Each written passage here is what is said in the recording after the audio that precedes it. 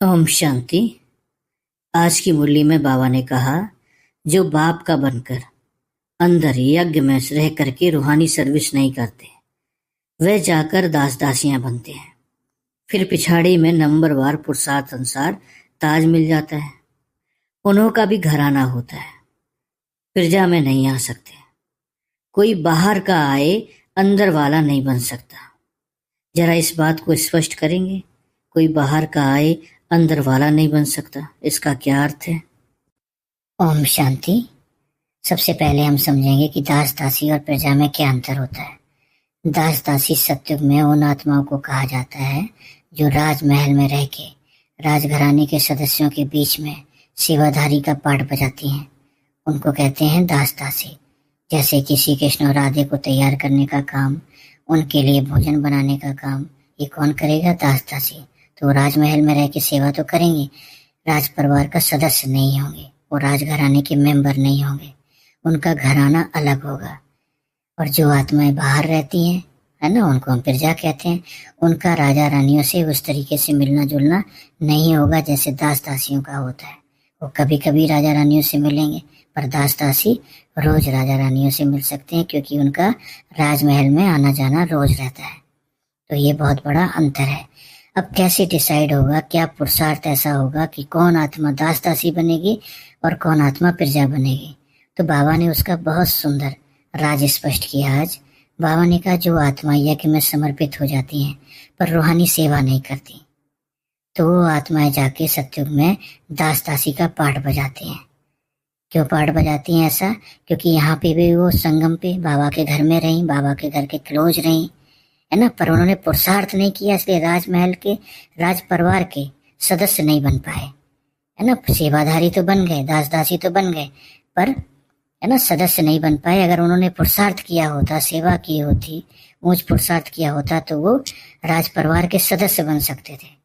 पर वो यज्ञ में समर्पित होके, है ना, यज्ञ में अंदर तो रहे, इसलिए वहां भी उन्हें, है ना, अंदर रहने का तो मौका मिलता है, पर पुरुषार्थ ना करने की वजह से राजघराने का सदस्य होने का सौभाग्य प्राप्त नहीं हुआ। तो प्रजा कौन सी आत्माएं बनती हैं?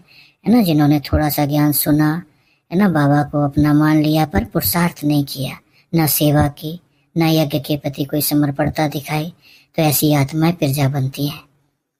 और राजघराने के सदस्य कौन बनेंगे, ये भी समझने वाली बात है। जो आत्माएं संगम पर, है ना, बाबा के परिवार यज्ञ के बहुत क्लोज होती हैं, है ना, जो यज्ञ को अपना मानती हैं, बाबा के घर को अपना मानती हैं, निमित्त आत्माओं के बहुत करीब होती हैं, है ना, यज्ञ के हर समय, है ना, साथ देती हैं, कैसी भी परिस्थिति हो पर यज्ञ के साथ खड़ी रहती हैं, है ना। उनका ईश्वरी परिवार के साथ बहुत क्लोज का संबंध होता है संगम पर।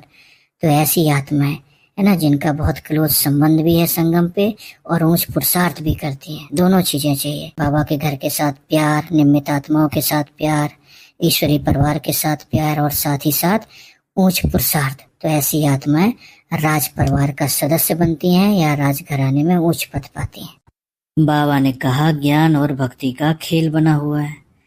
हमेशा कहते हैं ज्ञान, भक्ति और वैराग्य, परंतु डिटेल कुछ नहीं जानते। बाप बैठ समझाते हैं, ज्ञान है दिन और भक्ति है रात। तो जरा आप स्पष्ट करें कि ज्ञान, भक्ति और वैराग्य, ये तीनों स्टेजेस क्या हैं जिनका गीता में भी वर्णन मिलता है। और दूसरा, बाबा ज्ञान को दिन और भक्ति को रात क्यों कहते हैं, ये भी बताएं। बाबा भक्ति की तुलना रात से इसलिए करते हैं क्योंकि जैसे रात में कोई भी चीज हमें स्पष्ट नजर नहीं आती, हर चीज से हमें भय लगता है, चीज का स्वरूप कुछ और होता है पर हमें नजर कुछ और आती है, जैसे कि रस्सी सांप नजर आने लग जाता है ना। तो रात में भटकाव है, रात में डर है, रात में टकराव है, क्योंकि दिखाई नहीं देता तो हम ठोकर भी बहुत खाते हैं, भय भी बहुत लगता है। तो ऐसे ही भक्ति में भी कोई चीज स्पष्ट नजर नहीं आती कि भगवान कौन है, मैं कौन हूँ, है ना। भक्ति में भी भटकाव है, भगवान के नाम पे हमें बहुत भटकाया गया।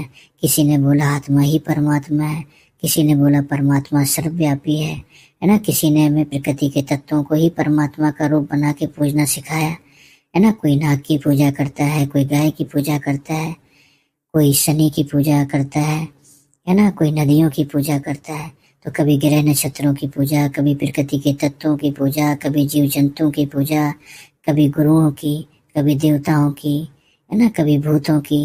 तो अलग अलग रूप में हम भगवान को ढूंढते रहे। हमें कुछ भी स्पष्ट नहीं था कि भगवान कौन है ना। तो हमें भगवान के नाम पे बहुत भटकाया गया।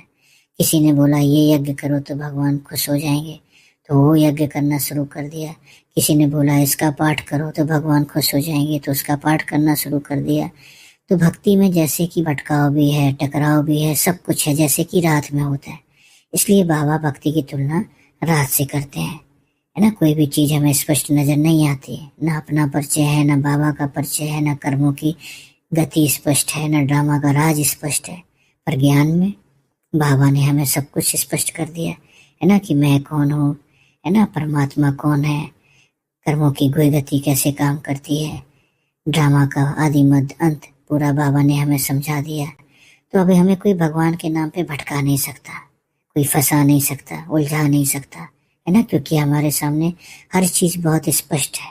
बाबा ने भक्ति के सारे रहस्य स्पष्ट कर दिए, गहरे गहरे राज स्पष्ट कर दिए। तो इसलिए भक्ति को रात बोला जाता है और ज्ञान को दिन बोला जाता है। अब दूसरी बात जो है ना, कि ज्ञान, भक्ति और वैराग्य ये स्टेजेस क्या है।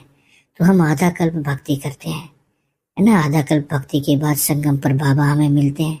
तो जब बाबा हमें मिलते हैं तो बाबा हमें ज्ञान देते हैं। तो जब भक्ति पूरी होती है तो ज्ञान की प्राप्ति होती है, और जब ज्ञान की प्राप्ति होती है तो हमें भक्ति से और बुराइयों से वैराग्य आता है।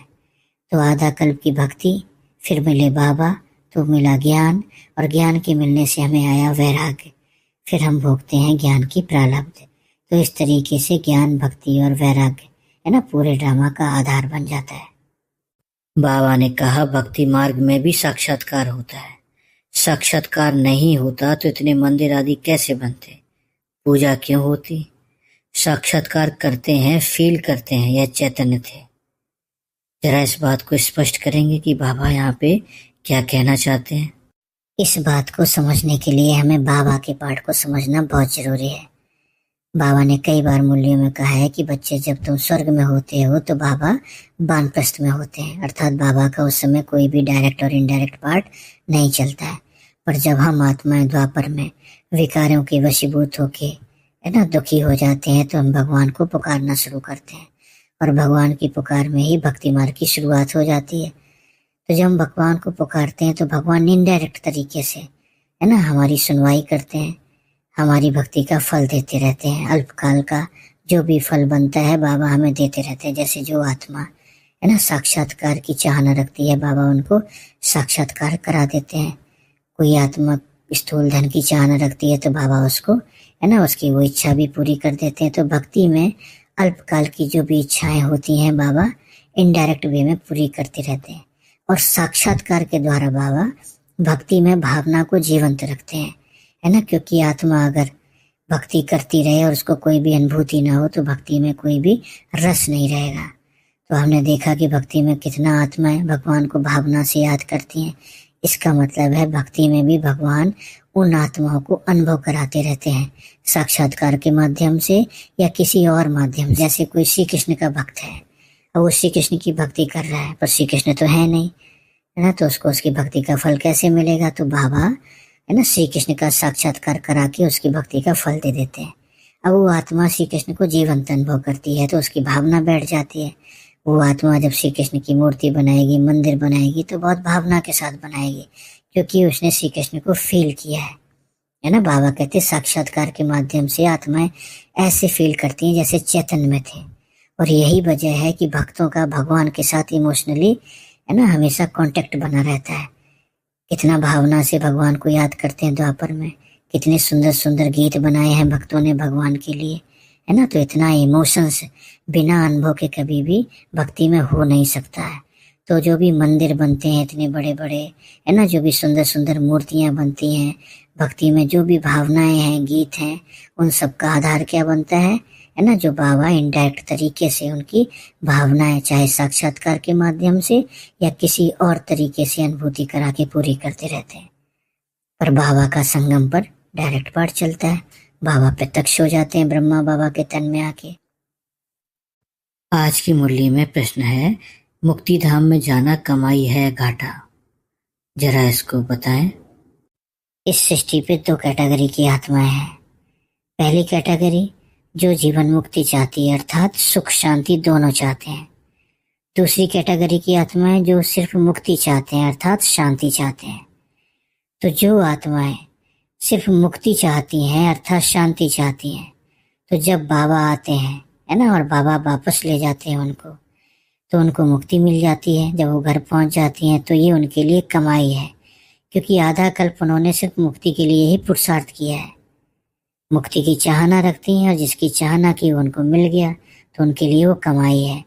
पर जो जीवन मुक्ति की चाहना रखने वाली आत्मा है, उसके लिए मुक्ति कमाई नहीं है, उसके लिए जीवन मुक्ति कमाई है ना। वो आत्मा जीवन मुक्ति में जाने का पुरुषार्थ करती है ना, वही उसका लक्ष्य भी होता है। तो बाबा ने आज ये बात है ना स्पष्ट की है कि जो आत्माएं भक्ति में शांति की चाहना रखती हैं, उनके लिए मुक्ति में जाना भी कमाई है, घाटा नहीं। आज बाबा ने हम बच्चों को होली हंस बनने के लिए कौन सी दो विशेषताएं धारण करने के लिए बोला? तो बाबा ने बताया कि होली हंस बनने के लिए दो विशेषताएं बहुत जरूरी हैं। एक है ज्ञान रतन चुगना। अब ज्ञान रतन चुगने का मतलब है ना, हमारी मन और बुद्धि हमेशा ज्ञान के मनन चिंतन में लगी रहे, हमेशा हमारा चिंतन कैसा हो, शुभ हो। तो बाबा कहते दूसरा है निर्णय शक्ति द्वारा दूध और पानी को अलग करना, है ना। अब इसमें दूध क्या और पानी क्या? तो बाबा ने कहा दूध है समर्थ और पानी है व्यर्थ, है ना। इसको अलग अलग करना, क्योंकि आज की दुनिया में है ना, कोई भी सिर्फ हमें सोचे कि हमें अच्छा ही मिलता रहेगा, अच्छी अच्छी बातें ही मेरे पास आएंगी, तो ये संभव नहीं है ना। तो हमारे पास कुछ भी आ सकता है, अच्छा बुरा या दोनों मिक्स, है ना। तो हमें अपनी निर्णय शक्ति को यूज करना है ना। दूध को अलग अर्थात समर्थ को अलग और व्यर्थ को अलग। समर्थ को अपने जीवन में धारण करना है और व्यर्थ को छोड़ते जाना है। तो जब ये दोनों काम कर लेंगे, है ना, ज्ञान रतन चुगेंगे, निर्णय शक्ति द्वारा पानी और दूध को अलग अलग करेंगे, तो समझ लो कि हम क्या बन जाएंगे, होली हंस। बाबा ने कहा इस पतित छीछी दुनिया से बेहद का बैराग रखकर आत्मा को पावन बनाने का पूरा पूरा पुरुषार्थ करना है और एक बाबा की कशिश में रहना है। अब प्रश्न ये है कि बेहद के वैराग्य का हमारी पवित्रता के साथ क्या संबंध है? क्या पवित्र बनने के लिए वैराग्य जरूरी है? संपूर्ण पवित्र बनने के लिए बेहद का वैराग्य बहुत जरूरी है। बिना बेहद के वैरागी बने हम संपूर्ण पवित्र नहीं बन सकते, क्योंकि हमने अगर वैराग्य धारण नहीं किया, है ना, तो बुद्धि हमारी बार बार इस दुनिया के पदार्थों, दुनिया के संबंधों में भटकती रहेगी।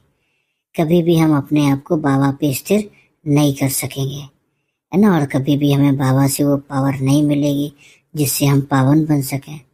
तो पावन बनने के लिए हमें योग की जरूरत है और योग के लिए एकाग्रता की जरूरत है और एकाग्रता के लिए बुद्धि का ठहराव जरूरी है और बुद्धि के ठहराव के लिए इस देह की दुनिया, देहबंद संबंधों से हमारा वैराग्य जरूरी है, क्योंकि जब हमारा इधर से वैराग्य होगा तो ही हमारी बुद्धि उधर ठहर सकेगी। तो इसलिए पवित्र बनने के लिए वैराग्य अति आवश्यक है। सभी प्रश्नों का जवाब देने के लिए बहुत बहुत शुक्रिया। ओम शांति।